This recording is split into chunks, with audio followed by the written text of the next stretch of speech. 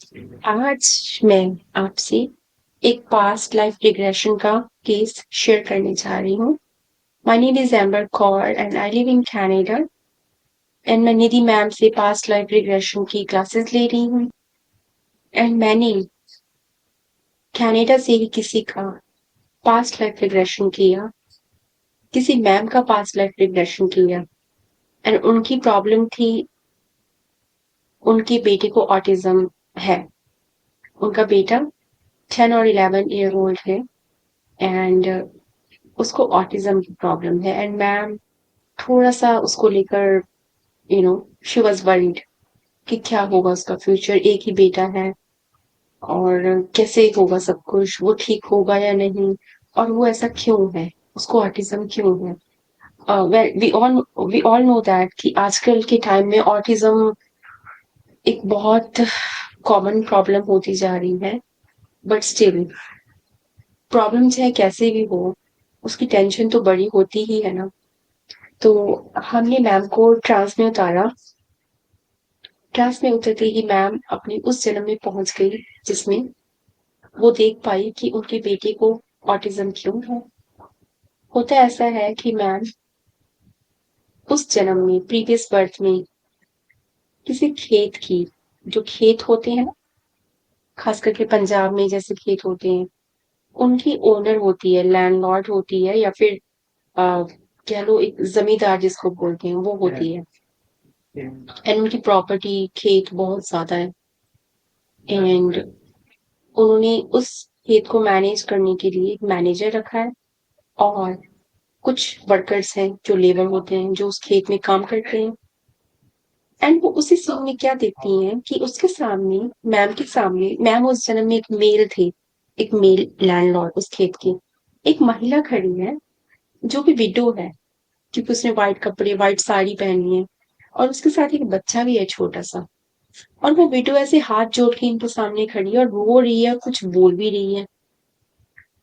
तब इन्होंने जब उनको सुना, उनकी फीलिंग्स को सेंस करने की कोशिश की तो ऐसा पता चला कि ये मैम उस वीडियो को फायर कर रही हैं काम से, मतलब काम से निकाल रही हैं, ये बोलकर कि वो काम ठीक से नहीं कर रही, फोकस नहीं कर पा रही काम पर और वो हमेशा 2-3 मिनट लेट आती है काम पर और ब्रेक पर भी 2-3 मिनट लेट आती, ब्रेक के बाद भी 2-3 मिनट लेट आती है। कुछ ऐसी कंप्लेन से मैम उनसे कर रही हैं एंड वो जो औरत है सामने जो इनके खड़ी होकर रिक्वेस्ट कर रही है, वो वो इनको बोल रही है कि प्लीज मुझे काम से मत निकालिए, मेरा छोटा बच्चा है, मेरे हस्बैंड भी नहीं है और मेरी लाइफ में और कोई नहीं है जो मेरी हेल्प आउट कर सके, इन लॉज भी नहीं है, ये छोटे से बच्चे को मैं बिना नौकरी के कैसे खाना खिलाऊंगी।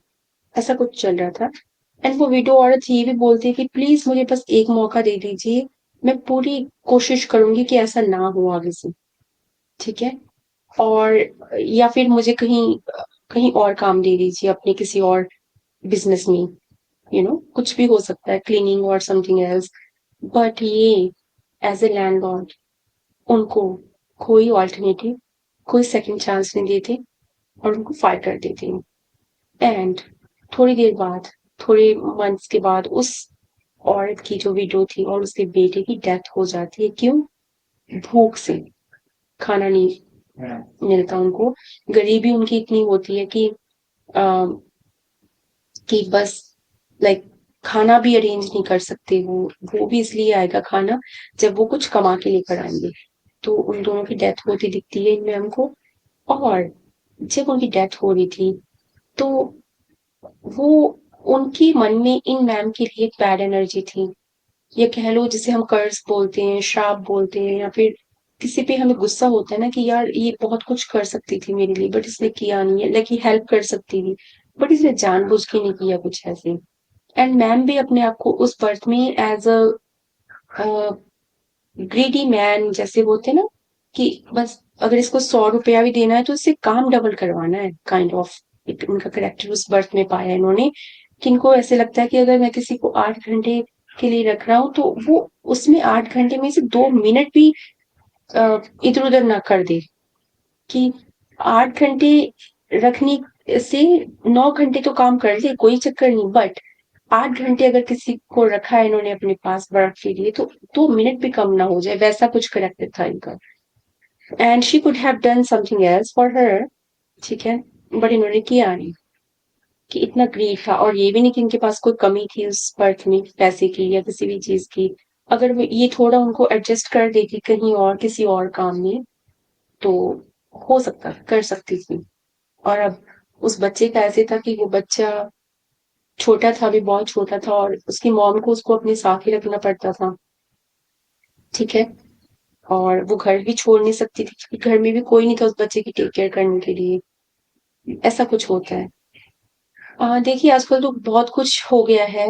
आई थिंक आजकल तो बच्चे कुछ किसी तरह की सिचुएशंस होती हैं, सर्टेन सर्कमस्टेंसेस होते हैं, बच्चे अपने मॉम्स के साथ भी चले जाते हैं, डे केयर होते हैं, ठीक है ना। हम कई जगह देखते हैं कि जहाँ पे लेबर वर्क चल रहा होता है, बच्चे भी होते हैं उस जगह, खेल कूद रहे होते हैं साइड पर, ठीक है ना। तो एक्सेप्शंस होती हैं, ठीक है, क्योंकि इन्होंने बहुत ही टफ डिसीजन लिया और उसको बिल्कुल भी थोड़ा सा भी उसको अपॉर्चुनिटी नहीं दी, या फिर चांस, सेकंड चांस नहीं दिया, ठीक है। तो उसकी वजह से उसकी डेथ हो गई।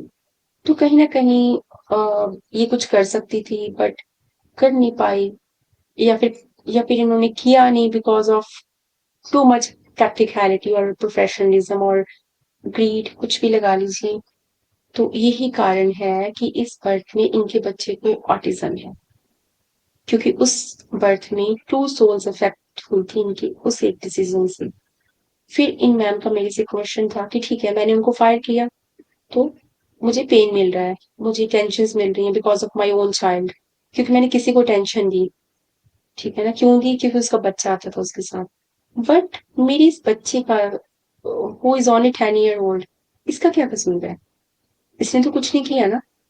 तो हम जब फिर से उस जन्म को थोड़ा और एक्सप्लोर करते हैं, हमें पता चलता है कि वो जो मैनेजर था इनके फील्ड का, वो एक लड़का होता है उस जन्म में। तो वो और कोई नहीं, इनके इस जन्म का इनका अपना ही बेटा है। वही मैनेजर जो मेन कंप्लेन करने वाला था, जिसने कंप्लेन की थी, जो एम्प्लॉयज का मैनेजर था, एम्प्लॉयज को मैनेज करता था, वो ही था जिसने उस विडो औरत के अगेंस्ट कंप्लेन की थी कि ये 2 मिनट लेट आई है, 4 मिनट लेट आई है, काम पर इतना फोकस नहीं कर पा रही है, बस इसको जल्दी से निकालो, नहीं तो हमारा लॉस होगा। तो वो इन्वॉल्व था मेन डिसीजन में, ये तो बस एक साइन करने वाली थी उस डिसीजन पर। तो उनका भी मीन्स की वो भी एक पार्टिसिपेंट थे इस पूरे सिनेरियो में। तो that's why he is also getting, he's because he was a main person over there, so he's getting that kind of trouble, ठीक है। और इनके आसपास जितने भी लोग हैं इनकी फैमिली में, इनके हस्बैंड है, उनकी बेटी भी है, बेटी ठीक है बिल्कुल। तो उनको तो हम नहीं ढूंढ पाए, बट ये दोनों को हम ढूंढ पाए, इनके बेटे को और इन मैम को उस पर्सन, ठीक है। तो वही बात है, हम समटाइम्स हमारे साथ भी ऐसी सिचुएशंस होती है कि हम सोचते हैं छोड़ो, इतनी सर्जरी क्यों लेनी, इसको डू और डाई करो, ठीक है ना। या फिर हम खुद अपनी लाइफ में इतने बिजी होते हैं, इतनी चीजों में इतने अगेंस्ट होते हैं कि हमें लगता है कि it's all good, let it be, ऐसे करके। बट क्योंकि इनके हाथ में बहुत कुछ था, बहुत बड़ी पावर थी, एंड ये दो लोगों की हेल्प कर सकती थी। और वो दो लोग कोई ऐसे लेजी लोग नहीं थे, ऐसा नहीं था कि वो कोई एक्सक्यूज बना रहे हैं, वो बहुत नीडी लोग थे। तो इन्होंने उसके लिए भी कुछ नहीं किया। That was the reason she is kind of suffering here. फिर इन मैम का ये क्वेश्चन था कि चलो आप ये पूछिए स्पिरिट गाइड से कि इसको हम कैसे इम्प्रूव कर सकते हैं इस बर्थ में, ठीक है ना। तो स्पिरिट गाइड ने मैसेज दिया कि if you see any child who is poor, who is not eating food properly, who is on the roads, living on the roads, ठीक है, तो उसको आप खाना खिलाइए जितना हो सके उतना। और जैसे जैसे आप उनको खाना दोगे अपने हाथों से, आप उनसे एक अंदर से अपने सोल से माफी मांगिए कि प्लीज फॉरगिव मी, अगर मैंने किसी भी जन्म में किसी भी सोल के साथ बुरा किया हो, उनकी आंखों में देखकर माफी मांगनी है, बच्चों को खाना देना है ऐसा। तो इससे क्या होगा, वो जो एनर्जी बैलेंस हो जाएगी, जो भी ये वो एनर्जी को लेकर आई है इस बर्थ में, वो जो एक कर्स लेकर आई है इस बर्थ में, तो उसको वो कम कम कम होता चला जाएगा। तो अगर वो बैलेंस हो गया, action is equal to reaction हो गया है ना, तो इनका बेटा ठीक हो जाएगा इस बर्थ में, ऐसे नहीं रहेगा always. So this is what we learn from the story, कि अगर हम कुछ कर सकते हैं तो we should always do, and we should always give a chance to others. So ये एक स्टोरी थी, और इसमें हम सब कुछ जान पाए, सारे हमें आंसर्स मिल पाए।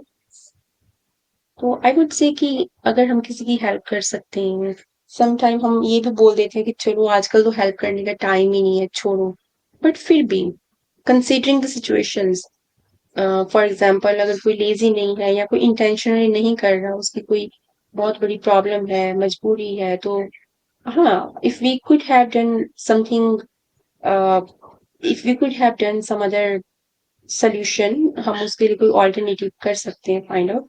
सो we should always do that, and there is, it never hurts to help people, अगर उससे हमारा भी बहुत इफेक्ट नहीं हो रहा और किसी और का भी बहुत इफेक्ट नहीं हो रहा, राइट। तो ये एक स्टोरी थी आज की पास्ट लाइफ रिग्रेशन की, जिसमें हम जो भी करते हैं वो छोटी छोटी चीज में मैटर करती है। तो दैट्स व्हाई, इसलिए बोला जाता है कि हमें हमेशा ही अच्छी कर्मा पे फोकस करना चाहिए। I hope you enjoy this story, and ये स्टोरी सुन के हम अपने आप को और इम्प्रूव करेंगे और लाइफ के बारे में और लर्न करेंगे। Thank you so much for listening to this story, and have good one. Bye. आज मैं आपसे एक पास्ट लाइफ रिग्रेशन का केस शेयर करने जा रही हूँ।